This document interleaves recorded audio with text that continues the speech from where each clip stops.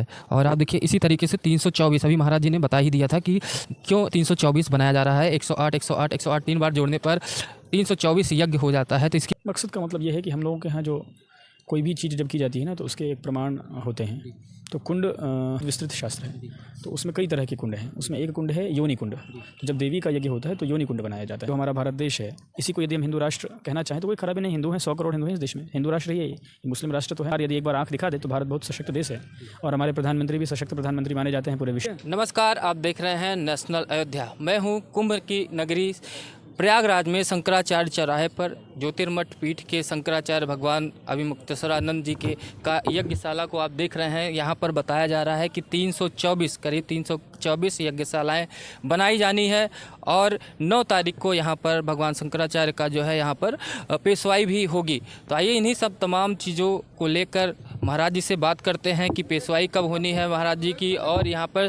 324 यज्ञशालाएँ बनाई जा रही हैं। इसका थीम क्या होगा, हर किसी न किसी चीज़ का एक पर्पज़ होता है बनाने का। ये सब तमाम चीज़ें जानते हैं और यज्ञशालाएँ भी दिखाएंगे जो 324 यज्ञशालाएँ यहाँ पर बनाई जा रही हैं।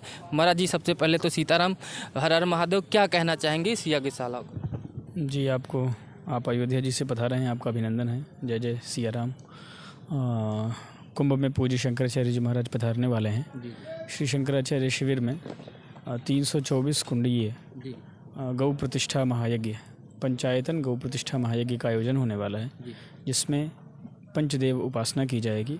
और इस महायज्ञ के पीछे एकमात्र उद्देश्य है कि भारतवर्ष के ऊपर से गौ हत्या का कलंक पूरी तरह से समाप्त हो, गौ माता राष्ट्र माता घोषित हो और देवताओं से बल की प्राप्ति हो, ताकि देवता जो हमारे शासक हैं उनके मन मस्तिष्क पर प्रभाव डाल करके उनके अंदर ये विचार उत्पन्न करें कि गौ हत्या बंद हो इस देश से। इसका जो है गौ हत्या बंद होना और गाय को जो है राष्ट्र माता घोषित करने के लिए ये यज्ञ किया। यही उद्देश्य है कि शक्ति उपार्जन हम लोग इसलिए करना चाहते हैं कि गौ माता राष्ट्र माता घोषित हो। जी, तो ये बताइए कि ये 324 ही क्यों बनाया जाए? असल में अपने यहाँ कुंडों की अलग अलग पद्धतियाँ हैं कुंड बनाने की।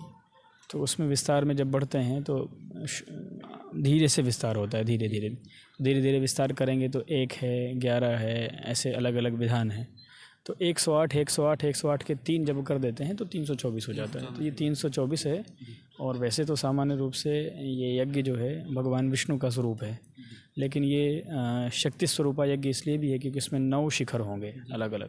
तो भगवती के जो 9 रूप हैं उस रूप में भी इसको देख सकते हैं। साक्षात भगवती यहाँ पर विराजित होकर के सारा जो यज्ञ की सामग्री है उसको स्वीकार करेंगे। पेशवाई कब होनी है?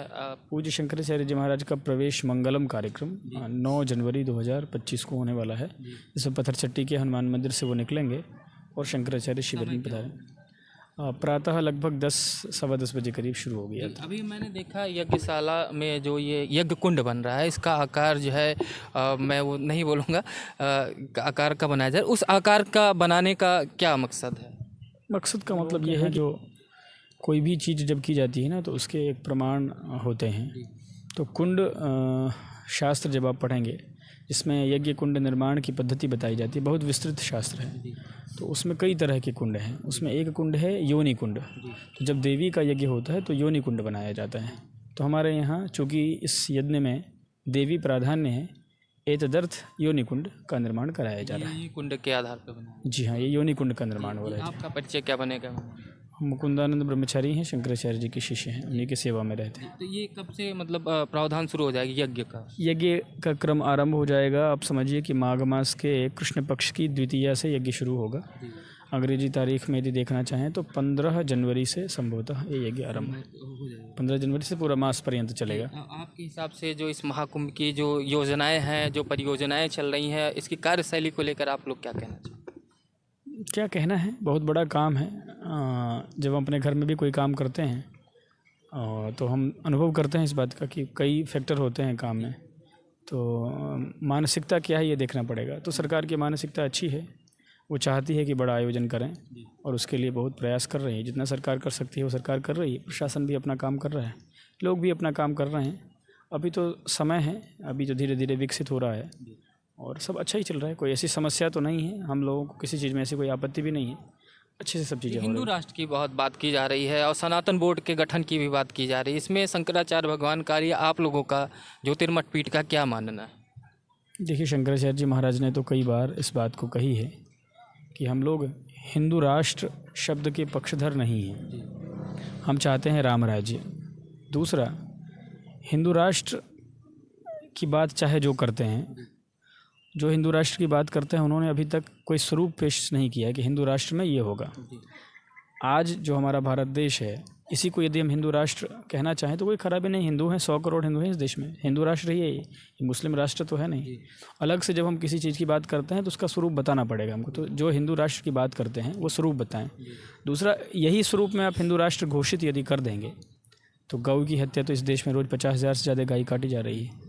तो क्या हिंदू राष्ट्र का स्वरूप क्या है, जब ये बताया जाएगा तब उस स्वरूप पे विचार होगा। सबसे पहले नहीं, मतलब स्वरूप जो हिंदू राष्ट्र की बात करते हैं उनको बताना पड़ेगा कि भाई हमारे हिंदू राष्ट्र का स्वरूप ये है।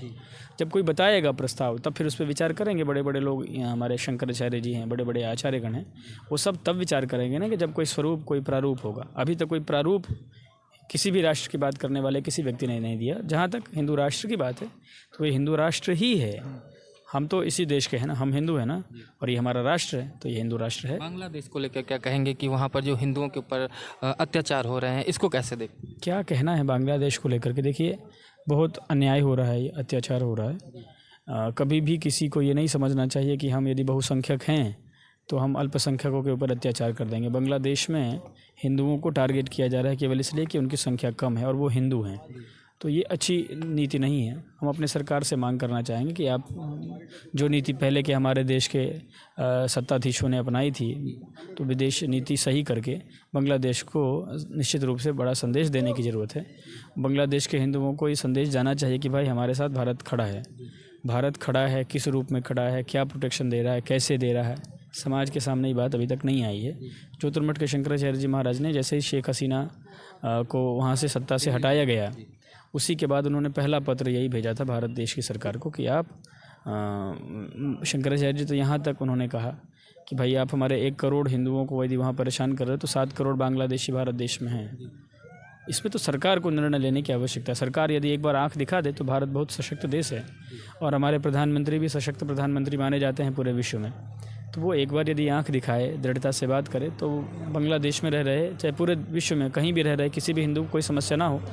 लेकिन क्यों नहीं ऐसा किया जा रहा है, ये तो सरकार को अपने स्तर पर विचार करना पड़ेगा। फ़िलहाल बांग्लादेश के संदर्भ में ये स्पष्ट नीति बताने की आवश्यकता है, बनाने की आवश्यकता है कि वहाँ हमारे हिंदू भाई सुरक्षित रहें, उनके मंदिर सुरक्षित रहें, उनकी परंपराएं सुरक्षित रहें, हिंदू कम से कम सुरक्षित रहे। अब हिंदुओं के जीवन पे संकट आ गया है। रोज़ मंदिर तोड़े जा रहे हैं, रोज़ हमारे घर फूंक दिए जा रहे हैं, रोज़ हत्याएं हो रही हैं। ये बहुत गलत हो रहा है। कल से 9 वर्ष की जो है शुरुआत हो रही है। अब हिंदू सनातन के लोग तो अलग ही मानते हैं हम लोग, लेकिन शुरुआत हो रही है। इसको लेके आप लोग क्या संदेश देना चाहते हैं? नहीं, क्या संदेश देंगे? हमारा 9 वर्ष थोड़ी है। 9 वर्ष जो मनाएगा हम समझते हैं कि वो अंग्रेज़ की औलाद है।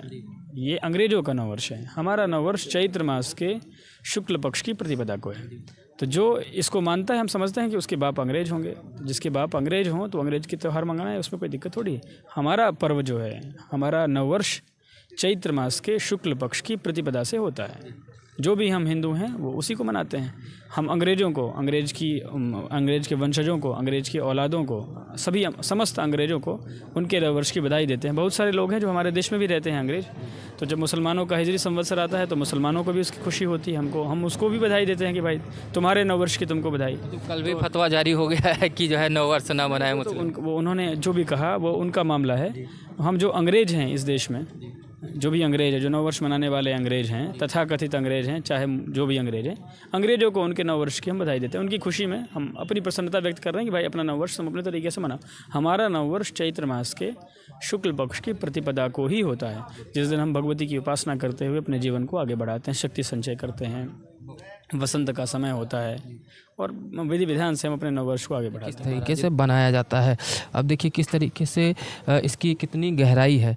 और आप देखिए इसी तरीके से 324 अभी महाराज जी ने बता ही दिया था कि क्यों 324 बनाया जा रहा है। 108 108 108 3 बार जोड़ने पर 324 यज्ञ हो जाता है। तो इसकी एक अपनी मान्यताएं होती हैं।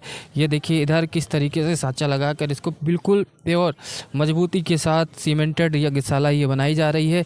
ये हमारे साथ देखिए मिस्त्री हैं, बना रहे हैं, ये मज़दूर हैं, बहुत मेहनत कर रहे हैं। क्या नाम पड़ेगा? विजय जी, कब से बना रहे हैं ये?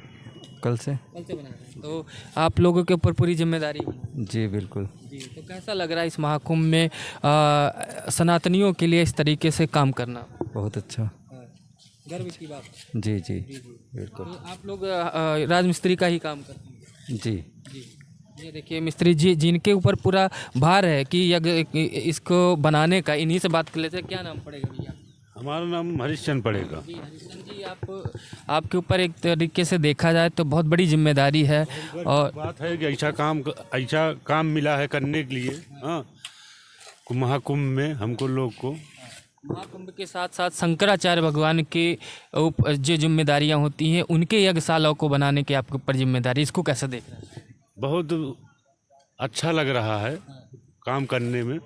और ये हमारा वो है कि काम करने में हमारा सौभाग्य है काम करने का। मौका मिला है। हाँ, मौका मिला है, काम करने कर रहे हैं। हाँ, अभी मान चलिए 11वां बन रहा है। हाँ, कल से 10।